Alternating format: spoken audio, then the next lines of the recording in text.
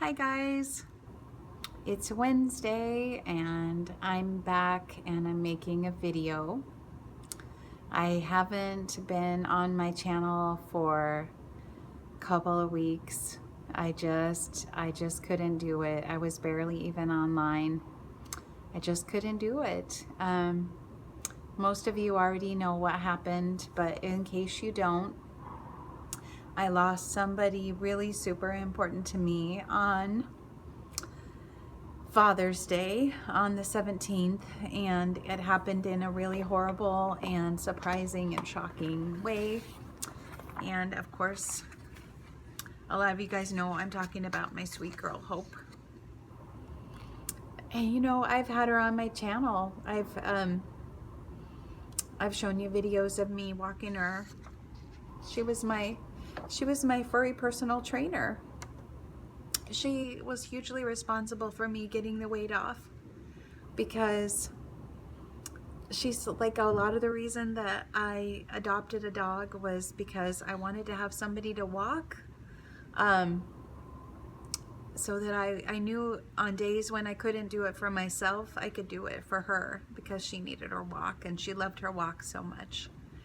She was my buddy. She was a sweetheart. She was my Hopi, and I loved her very much. And in case you haven't heard the story, I'm gonna try to just tell it without crying my eyes out, because this whole video is not gonna be me crying my eyes out, in case you were worried. I was walking her on Father's Day. It was about 9:30 in the morning. Typically, I'm a person who wakes up really early in the morning, like even on the weekends. But I had been up late the night before working, and I slept in. And normally I would go really early and I would take both her and my son's dog Fuzz. But it was pretty late and my son was already walking Fuzz, and so I went to take Hope for a walk, like I said, around 9:30. And my cat Hanny came with us, and this is not unusual. Hanny often will like to go on walks with me and Hope. And so when he would come with us, I would go on a shorter route, because I didn't want Hanny to be too far away from home. I just felt uncomfortable with him going as far, you know. Hope and I would go a couple miles, not really far, but you know, pretty far, and so I would have what I call the Hanny route. And we'd walked it 1,000 times, you guys, more than 1,000, twice a day for a really long time. Been down this route or very similar one. And Hope and I get to this corner where we usually would go straight, and that was what Hope always liked. Hope liked the long route, and I was like, no, this way, because Hanny was with us, so I wanted us to turn on this one corner and go closer to our house, where I knew he wouldn't get lost. And she didn't want to go. She didn't want to go that way, and I kind of made her. And then we were just walking along. Everything was normal. We've passed this house 1,000 times, and I hear a little scuffle. Nothing. It doesn't even dawn on me. I hear, you know, a little bit of rustling, really quiet, no barking, no nothing. And the next thing I know, this big pit bull named Bear jumps over the fence, a 6-foot fence. He had never done that before. He jumped over the 6-foot fence, landed right on Hope, and he grabbed her head in his jaws, and he basically shook her until he broke her neck. And I was doing everything to try to get her away.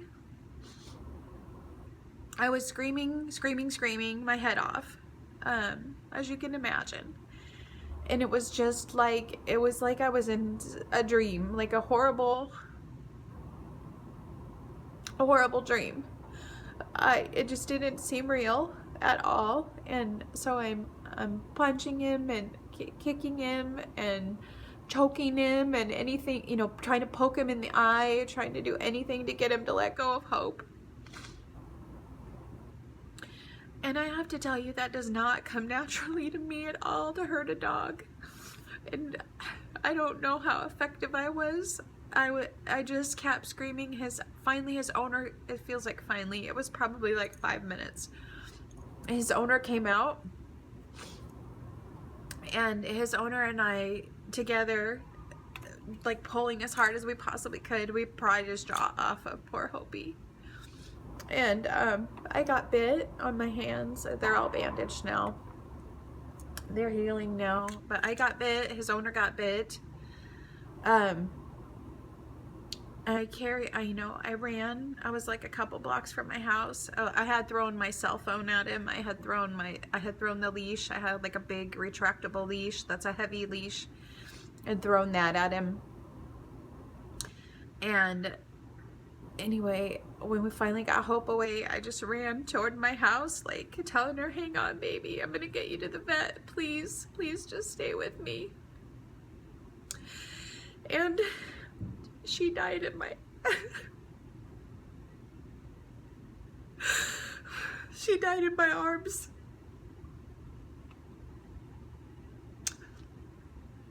Before I could get to the car.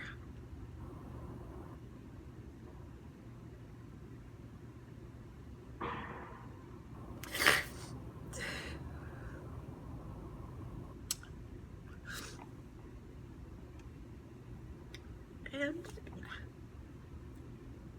the police came, animal control came. I just want to say this about the owner. The owner's the nicest people in the world. They're so nice. They're dog lovers like me. They had adopted Bear like 4 months ago from a pit bull rescue. And he had been around Hope before. Like they did that thing where they sniff noses and they both wagged their tail, and he didn't show any aggression toward her at all. And anyway, they knew each other, and it was just completely unexpected. He was behind a 6-foot fence, you know.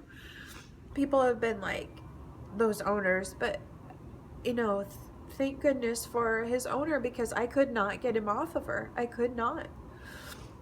And when Hope got hurt, he was crying as hard as I was. He was sobbing his eyes out. And when animal control came, they surrendered Bear.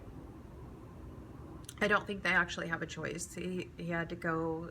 Because he bit people. He had to be quarantined for 10 days. And then after that, the owners can decide, you know, they can go before a judge and say how they're going to keep the animal secure and keep it, you know, it'll have to be muzzled, it'll have to be on a leash, and be in a secure enclosure. So all those kinds of things. And since he jumped an 8-foot fence, a 6-foot fence, they would have to have like an 8-foot fence and stuff like that. And they chose to let him go back to the pit bull rescue where they got him instead. So he didn't get euthanized.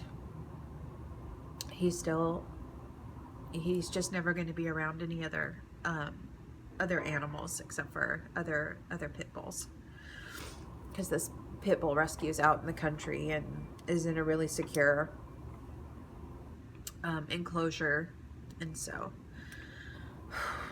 so anyway, that is what happened. And I've spent like the last 2 weeks like crying a lot. Just missing my girl. Just missing her a lot.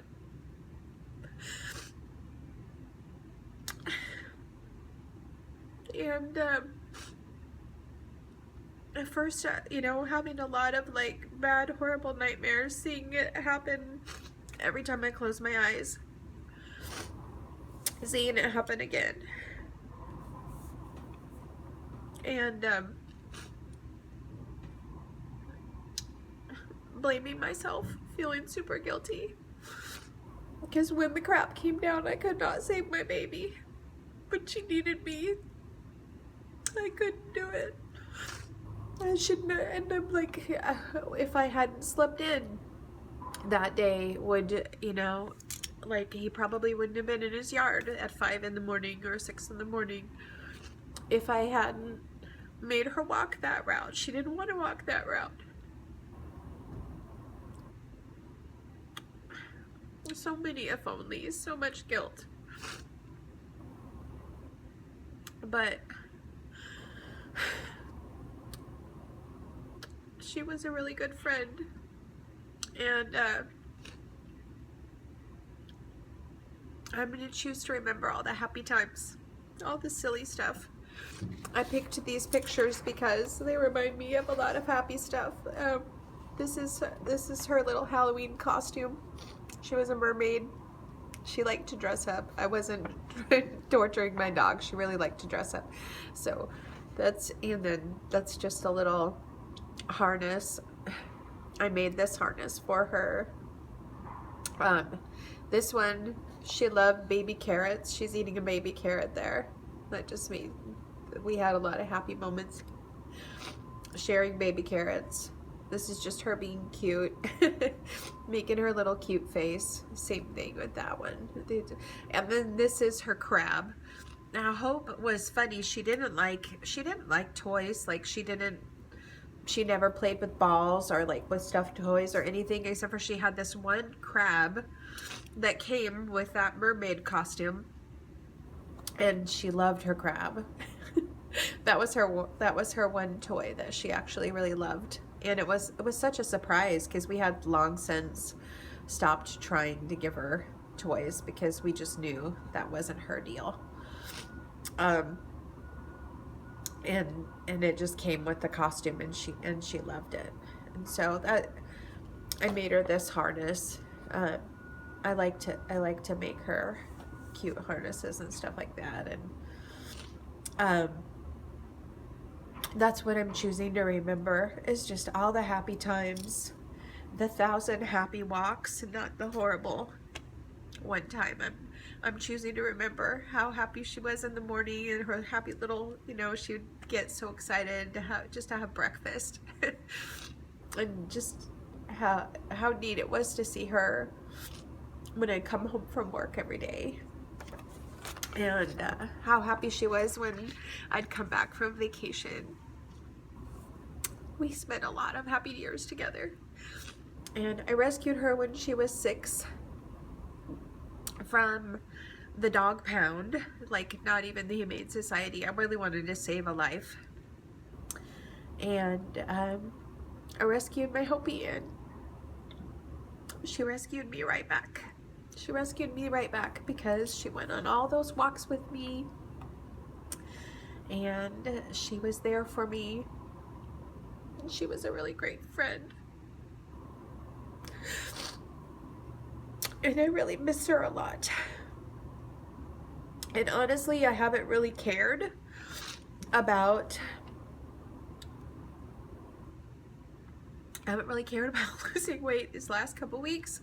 I don't, it's definitely not my first priority right now. It's not what I've been thinking about. But I also knew that I could not use her as an excuse to hurt myself. Like, that's not a way to honor her memory, is by using it as an excuse to eat, or to eat whatever I wanted, or to go off my plan. Sorry, I got tears. It's not I'm not wiping my nose, it's tears. I should have brought Kleenex. I knew this was going to be a hard video to make. So what I have been doing, ironically, I have taken off like 5 pounds in the last 2 weeks. And I did want to talk about it, and I'll talk more about it next week when I do my video. And honestly, it's very new for me. I've only been doing it for a few days, for maybe 5 days. And it is called some different things by different people. A lot of people call it Nothing Till 4, or I've also heard it called OMAD, for 1 meal a day. Oops. It's a kind of intermittent fasting where you don't eat until, sorry you guys, let me get that straight, sorry. It's a kind of intermittent fasting where you don't eat until night, basically. Like, you pick a time and you don't eat until then. And so I picked 4 o'clock. Well, I got the idea from Marcus Rothkrantz, who is a raw food guy, and his girlfriend Kara, who's a raw food chef. And they started talking about it, and it reminded me that I used to do this, that I was doing it during Lent. I was eating only 1 meal a day, just as a Lenten practice, and that I often do this when I'm teaching. So I'm a trainer, and a lot of the time I'm doing curriculum development and other kinds of things to support the training program. But about once a month, I'm teaching really solidly in a classroom, or a little bit more than that. And during those times, I typically don't eat anything until dinner because I'm just so busy, and people ask questions on break, or something comes up. It's just how it goes on those days. They get so busy. And so what I found is I can stand being hungry as long as I know I'm going to get something for dinner. Okay. And the idea is that even if you mess up, or even if you ate a huge amount, if you're only eating 1 meal, it's not going to equal the calories that you're having in 3 meals. Okay. It's practiced a lot by people who do CRON, which is calorie restriction, optimal nutrition. It's a kind of intermittent fasting where I'm keeping my eating window from 4 to 6, so it's a 22-hour fast a day with a 2-hour eating window. And it just seems like it's working for me. It seems it's seriously an experiment. I don't know if I'm going to do this long term. When I do eat, what I'm eating is the same thing I was eating before. So I'm still starting with my salad. It's my same salad with, beans and greens and berries, and it's got cruciferous vegetables in it. It's got beets, it's got carrots, it's got salsa. To get my garlic and my onions and my cooked tomato products, and it's got flax seeds on it, ground flax seeds, 1 tablespoon. So the same thing I've always been eating, and I've been eating fruit, and I've been eating like a small sweet potato or something like that. But by the time I eat the salad, I'm pretty full, and I only have the 2-hour eating window. And you know what? I'm perfectly happy. I'm perfectly content. I'm not like, I'm totally happy with that. I'm not tempted to have other stuff. I'm not tempted to binge, which is something that I'm looking out. I have binge eating disorder, so I need to be careful not to binge. I do find, I'm not going to lie, I am getting hungry during the day, but not as hungry as you would think. And it's like I can, as long as I stay busy, I don't really notice it that much. It's not problematic, or it's nothing that I'm like, I don't know how much longer I can do this. I'm not feeling like that at all. I'm feeling like this is pretty sustainable. And you got to remember, I'm a girl who did a lot of fasting. I did a 21-day fast. I've done other shorter but extended fasts. I used to do intermittent fasting where you fast every other day. I've done a lot of fasting, and so fasting is something that I'm comfortable with and that I've built up a tolerance to. So I'm not finding this that challenging, especially like when I would fast. If I was gonna have problems staying on a fast, it was always at night. I would always blow it at night. That is my tough time. And with this, it's fine. Go ahead and have something at night. And I don't really have to watch the quantity because it's pretty self-limiting. I can only eat so much, you know, especially since I'm eating this healthy, super full of fiber food. So anyway, that's what I'm doing. I don't know if I'm going to keep doing it. I am doing it for now. It seems like it's good. It seems, I feel like Dr. Lyle, it seems like it's working for me. I've taken off some weight doing it, and I'm feeling really good and really sustainable as far as the food goes. As far as my heart goes, I am not, I'm getting used to it. I'm not going to say I'm getting over it. I'm getting used to it. And I just want to say from the bottom of my heart, thank you to everybody who reached out to me. And I'm so sorry. I just couldn't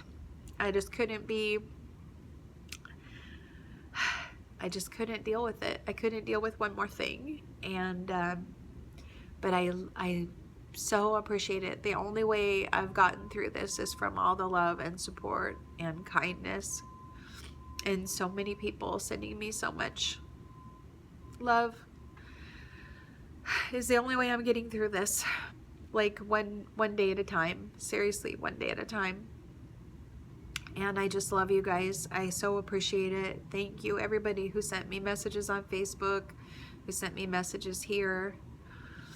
I want you to know, I also, just last thing, I did not forget about the contest. I will be picking a winner. I'm going to give you guys one more week to put in a comment on that original post. So not this post, but that original one saying that you would like to win Chef AJ's book.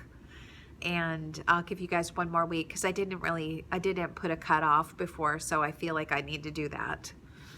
So next Wednesday I will draw a winner, and I love you guys, and I will talk to you soon. Take care.